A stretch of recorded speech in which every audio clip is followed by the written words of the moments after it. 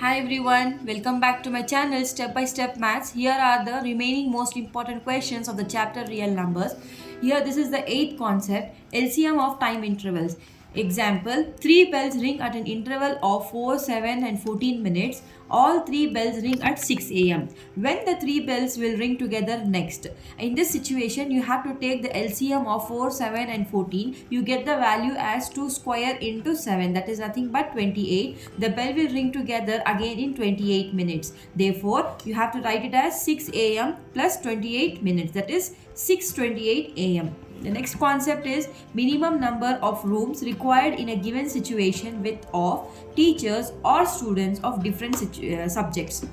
Example, a school needs to organize a seminar with 60 students for Hindi, 84 for English, 108 for maths. Find the maximum number of students per room and calculate the number of rooms needed for each subject. In this situation, you have to take the HCF of these three subjects, that is 60, 84 and 108. You get the value as 2 into 2 into 3, that is 12.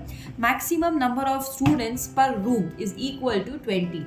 Now we have to calculate the number of rooms for each subject by using this formula. Number of rooms is equal to number of students divided by number of students per room. Number of students are for each subject, Hindi is 60, English is 84 and Maths is 108. Number of students per room are 12. Therefore, Hindi 60 by 12, 5 rooms, English 7 rooms, Maths 9 rooms. Minimum rooms required are 5 plus 7 plus 9 is equal to 21 rooms. Here the next concept, explain given number is composite. Example, why 7 into 11 into 13 plus 13 and 7 into 6 into 5 into 4 into 3 into 2 into 1 plus 5 are composite. Now we have to take this number and take the common number from this. That is, here 13 is the common number. Taking 13 out, we are writing here 7 into 11 into 1 plus 1.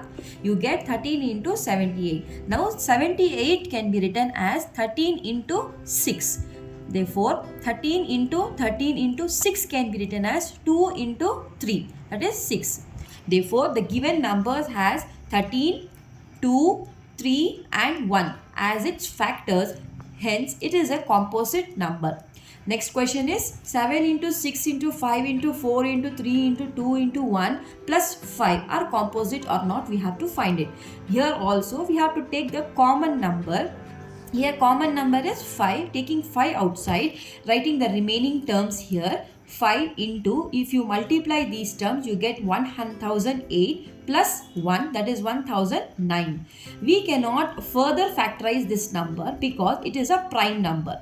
Therefore, the factors are 5, 1009 and 1 are the factors. Hence, it is a composite number. Thank you. See you soon with the next chapter, polynomials. Please subscribe, like and comment my video.